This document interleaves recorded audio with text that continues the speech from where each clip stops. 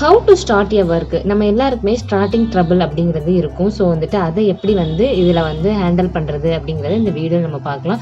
So psychological tricks number 7. மேல் robin அப்படிங்கிறவர் வந்துட்டு தி 5 செகண்ட் ரூல் என்ற புக்கில் வந்துட்டு என்ன சொல்கிறாரு அப்படிங்கிறத நம்ம பார்க்கலாம்.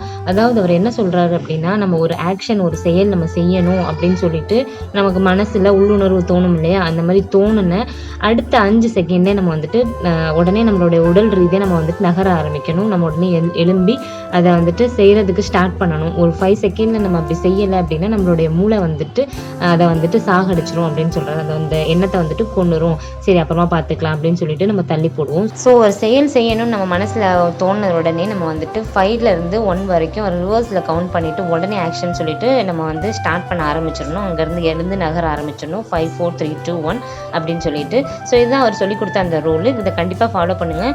வீடியோ பிடிச்சிருந்தா சப்ஸ்கிரைப் பண்ணுங்கள்.